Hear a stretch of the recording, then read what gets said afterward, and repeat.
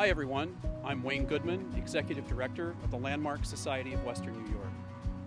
I would like to welcome all of you to our new video series, Living Landmarks. I'd also like to take a moment and thank all of our organization's supporters, and especially I would like to thank the sponsor of this video, Nicosia Dental. We absolutely could not do it without you. And now I would like to introduce the host of this video series, Landmark Society board member, local artist, and changemaker, Sean Dunwoody. Thanks, Wayne, and thank you all for joining us today. Living Landmarks. Why choose that as a title? Historic landmarks are not frozen in time. Living landmarks evolve with time. They breathe life into our neighborhoods, our villages, and our towns. I'm here at a hidden treasure in Rochester, Ellwanger Garden. The garden was donated to the Landmark Society by our founder, Helen Ellwanger, in 1982. And I'm here today with the Landmark Society's horticulturalist, Beverly Gibson, and she's going to tell us a little bit more about these beautiful gardens.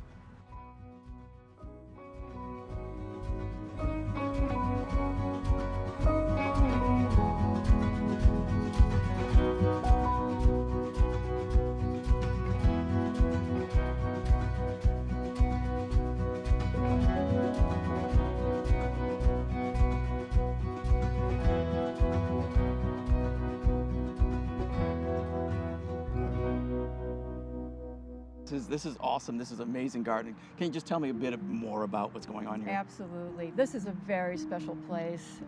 It was the private garden of George Ellwanger, established in 1867.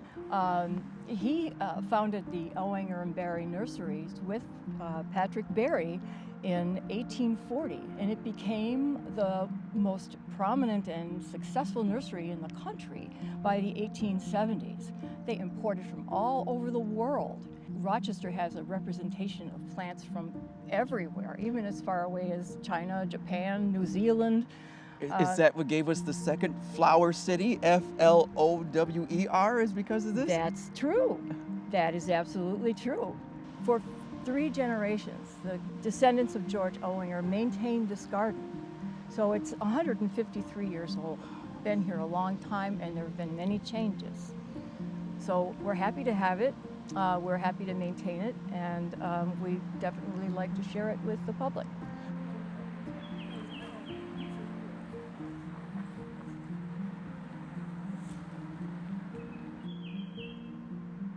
Beverly, I hear that something is always in bloom here at Ellwanger.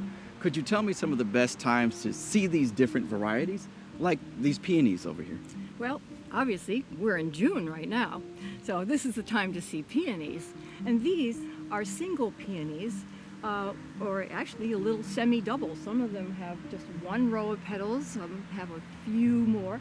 But these peonies are special because they don't fall over when the rain hits them. When a hard rain makes other peonies fall, these will withstand it because it flows right through the petals.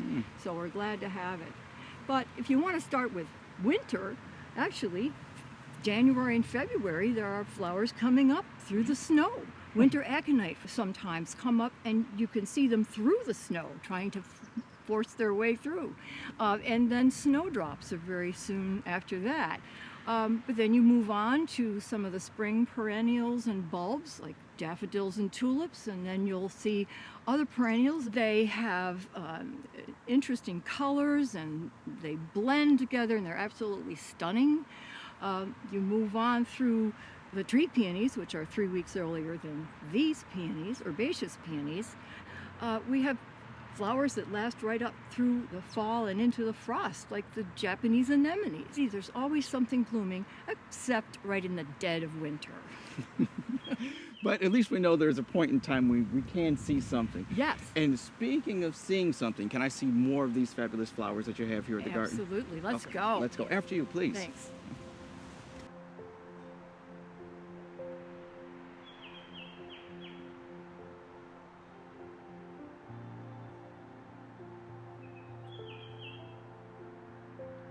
We have a signature plant in Ellwanger Garden, and that is the pear tree.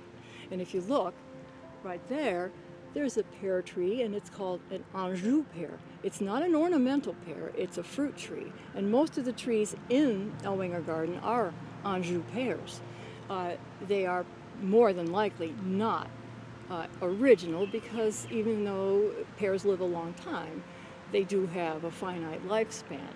You know, you should come and see the Japanese tree lilac that we have, because that in particular is a spectacular sight in June and sometimes into July. That's got to be quite the sight to see. So I definitely have to come back and You see those. definitely do, absolutely.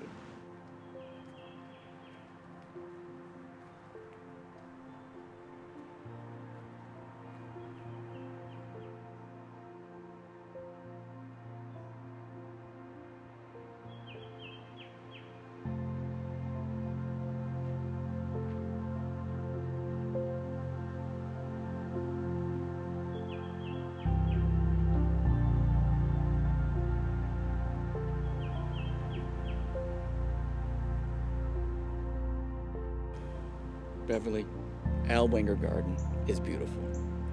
Look at those roses. Aren't they spectacular?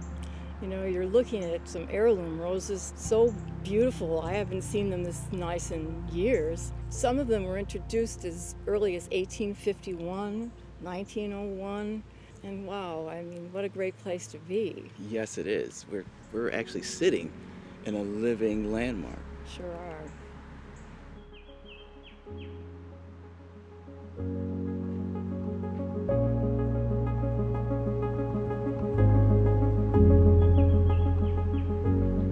I'd like to introduce to you our sponsor, Ned Nicosia of Nicosia Dental. He and Mary have been proud supporters of the Landmark Society, and we want to give them a big round of applause for being the first sponsor in our series of Living Landmarks. Ned? Nicosia Dental would like to congratulate the Landmark Society for producing this wonderful series of videos, as well as for all their impactful work they do for Rochester and Western New York. Living in a historic home, Mary and I know firsthand that a happy and healthy home requires continual care and maintenance. Well, the same goes for your smile and oral health. I hope you've enjoyed the first installment of Living Landmarks, the exquisite Ellwanger Garden. I sure enjoyed the tour today of Ellwanger Garden. I hope you did too.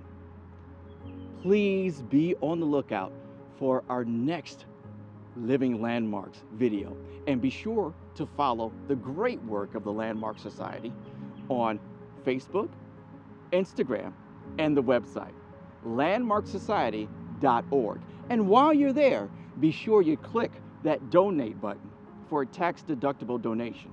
As Wayne said, we can't do it without you.